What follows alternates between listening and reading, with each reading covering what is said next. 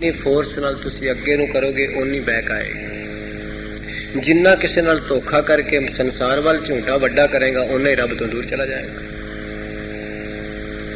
जिन्नी त्रोह दी पट्टी मोटी हुंदी जाएगी उन्ना ही उहदे विचों परमेश्वर दिसना बंद हो जाएगा। जिन्ना किसी नाल धोखा ज्यादा होएगा, व्यवहार विच त्रोह ज्यादा होएगा, उन्ना ही परमेश्वर तो दूर होएगा। ਤਾਂ सतगुरु ने बाणी च एक बचन कहे ने, माया धारी अत अन्ना बोला। अति सतगुरु कहने अन्ना भी हो जाता, बोला भी हो जाता, सुनता भी नहीं ते वेखदा भी नहीं। तो पातशाह जी बख्शिश करते ने, रहमत करते ने, कृपालता करते ने। मिथ्या आपस ऊपर करत गुमान। हाँ जी, अस्थिर भगत साध की शरण। याद रखना महाराज ने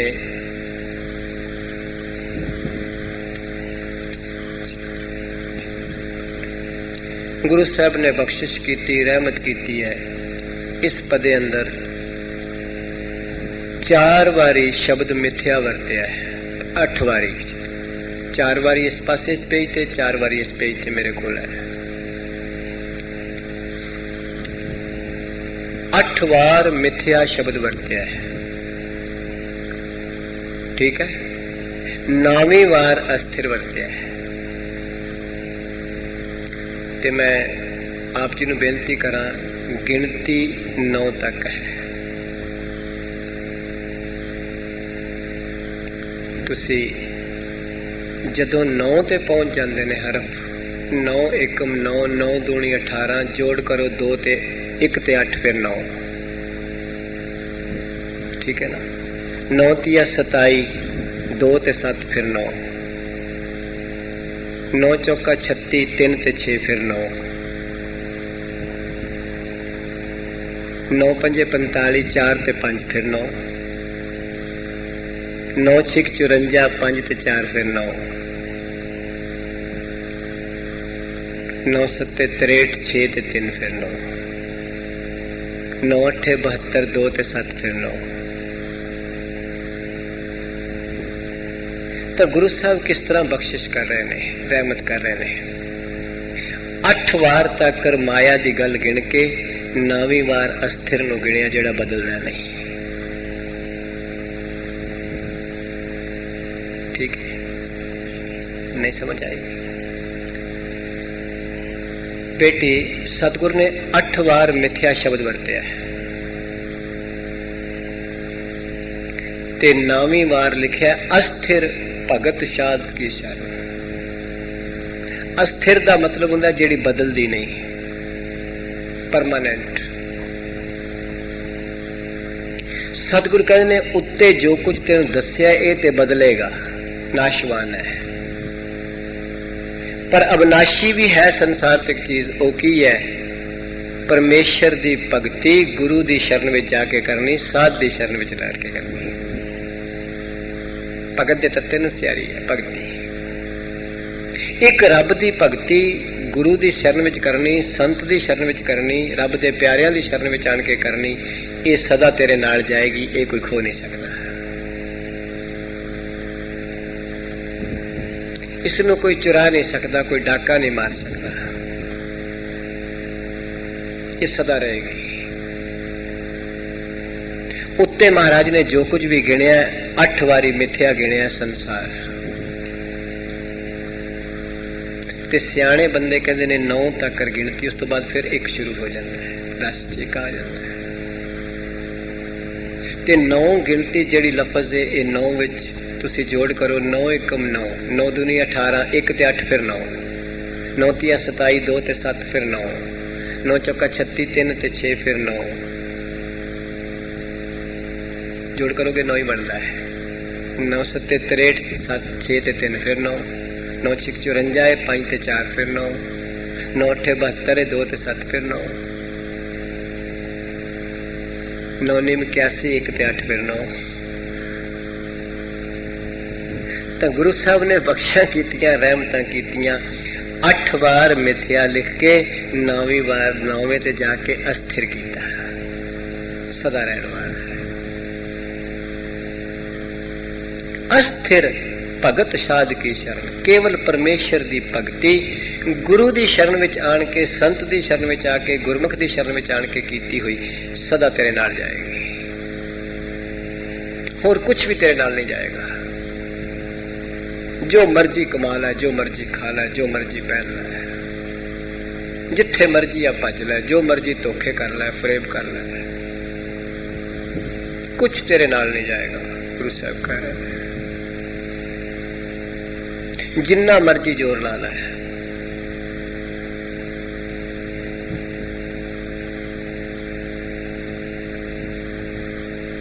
अस्थिर भगत साध की शरण, केवल ते केवल भगती गुरु दी शरण विच जाके कीती। ते भगती है कि भगती कहते किसनू ने?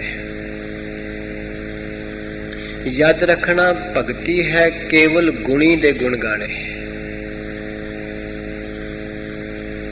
दाते दे गुण गाने। दाता दे गुण गाने भगती नहीं है, अहंकार है।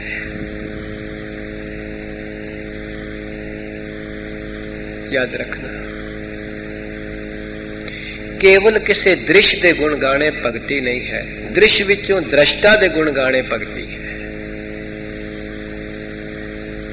केवल किसी कृत दे गुण गाने भगती नहीं है, कृत विचों करते दे गुण गाने भगती है।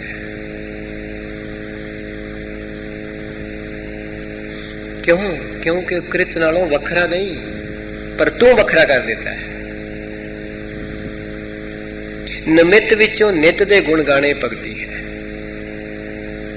केवल निमित ते खलो जाना, वडियाई करनी भगती नहीं है, वो ते होम है। जिस बंदा जेड़े दर्जी को कपड़े सवांदा, कहंदा मैं फलाने बंदे को कपड़े सवांदा, दर्जी बड़ा वधिया, सही मैंने में अपनी पोशाक की वडियाई करना चाहता भी मैं उहदे कोल सवांदा, मेरा सूट बड़ा वधिया है। ये फर्क है। बस इत्थे अटक गए असीं लोग। तो गुरु साहब मैनू ते तुहानू समझा रहे हैं कि किसी भी कृत की वडियाई करनी करते नू छड्ड के हूं मैं वे, भगती नहीं। किसी दृश्य की वडियाई करनी दृष्टा नू छड्ड के हूं मैं वे। किसी रूप रंग आकार की वडियाई करनी निरंकार नू छड्ड के हूं मैं। किसी जात की वडियाई करनी जोत नू छड्ड के हूं मैं वे। किसी प्रभुता की वडियाई प्रभु नू छड्ड के करनी हूं मैं वे। किसी सत्ता की वडियाई सत नू छड्ड के करनी हूं मैं वे। किसी पदार्थ की वडियाई परमार्थ नू छड्ड के करनी हूं मैं वे। बस ये समझ आ गई जीवन विच, ये नुकता गुरु ने दस दिता जीवन विच, ते जीव ने लिया पकड़, सतगुरु कृपा कर जीवन पुग जाएगा। वो आप लेखे में चला लाएगा। ते गुरु साहब कह रहे ने, बख्शिश कर रहे ने, मिथ्या द्रोह मोह अवमान, मिथ्या आपस ऊपर करत गुमान, अस्थिर भगत साध की शरण। अस्थिर का मतलब है जेड़ी सदा रहिंदी है। बाबा कबीर की भगती अज भी नाल है ना, उस भगती करके ते अज गुरु साहब नूं मत्था टेकिया जा रहा है। बाबा लैला जी ने जेड़ी गुरु नानक साहब की संगत में आन के भगती की, अज भी तो है। वो गुरु ग्रंथ साहब ओहदी ते खुशबू आ रही है, उससे भगती नूं ते नमस्कार हो रही है। उन्हां गुणां नूं ते बाबा लैला जी नूं नमस्कार हो रही है, नहीं तो शरीर ते बाबा लैला जी का कई दा टुर गया है।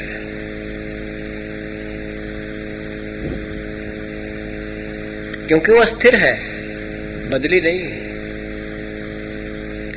बाबा रविदास जी की कीती हुई भगती अज भी अस्थिर है गुरु ग्रंथ साहब, ताई तो मत्था टेकिया जा रहा है।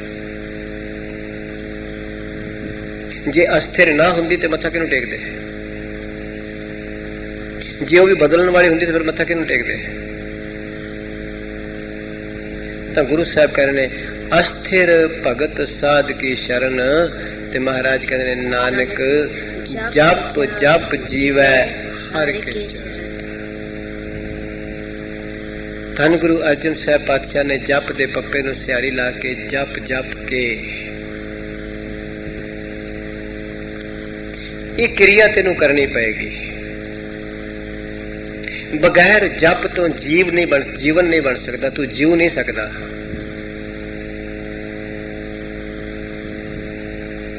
ਤੇ ਹਰ ਕੇ ਚਰਨ ਕੀ ਨੇ? ਆ ਯਾਦ ਰੱਖਣਾ, ਗੁਰੂ ਦੀ ਮੱਤ ਹੀ ਹਰੀ ਦੇ ਚਰਨ ਨੇ।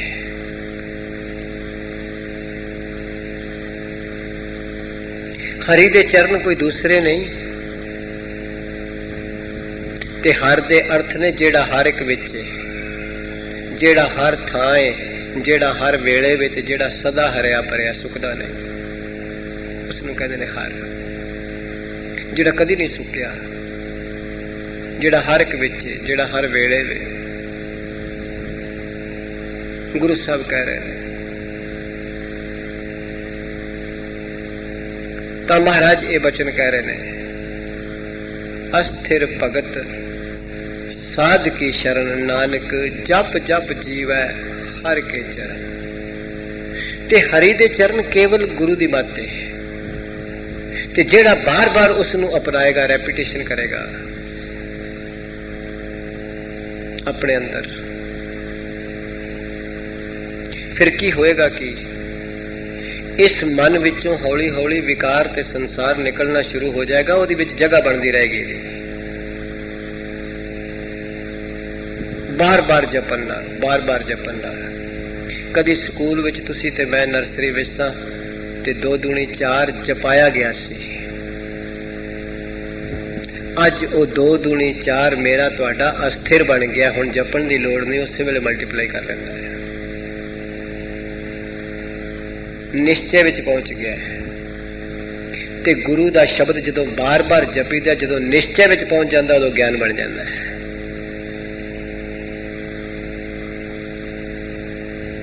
ਜਿਸ ਦਿਨ ਨਿਸ਼ਚੈ ਵਿੱਚ ਪਹੁੰਚ ਜਾਏਗਾ,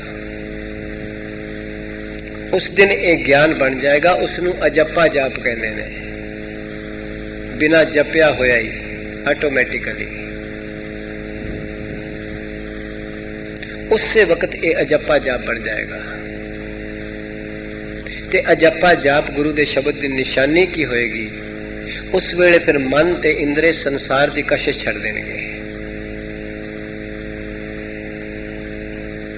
ਸੰਸਾਰ ਦੀ ਖਿੱਚ ਛੱਡ ਦੇਣਗੇ। ਉਸ ਵਕਤ ਫਿਰ ਹਰ ਵੇਲੇ ਮਨ ਵਿੱਚ ਕੇਵਲ ਤੇ ਕੇਵਲ ਉਸ ਦੀ ਯਾਦ ਹੀ ਹੋਏਗੀ, ਉਸ ਦੇ ਗੁਣ ਹੀ ਹੋਣਗੇ। ਤਾਂ ਸਤਿਗੁਰੂ ਨੇ ਤਾਂ ਬਾਣੀ ਚ ਕਿਹਾ, ਗੁਣ ਕਹਿ ਗੁਣੀ ਸਮਾਵਣਿਆ। ਜਿਸ ਨੂੰ ਤੁਸੀਂ ਬਾਰ-ਬਾਰ ਅੰਦਰੋਂ ਯਾਦ ਕਰੋ ਤੇ ਪਿਆਰ ਨਾਲ ਯਾਦ ਕਰੋ, ਯਾਦ ਰੱਖਣਾ ਉਸ ਦੀ ਹਿਰਦੇ ਵਿੱਚ ਜਗ੍ਹਾ ਬਣ ਜਾਂਦੀ ਹੈ। ਇਹ ਗੱਲ ਹੈ ਨਾ, ਉਸ ਨੂੰ ਤੇ ਪਿਆਰ ਪ੍ਰੇਮ ਕਹਿੰਦੇ ਨੇ। ਭਾਵੇਂ ਉਹ ਮੋਹ ਹੀ ਹੈ, ਪਰ ਅਸੀਂ ਉਸ ਨੂੰ ਪ੍ਰੇਮ ਹੀ ਕਹਿੰਦੇ ਆ।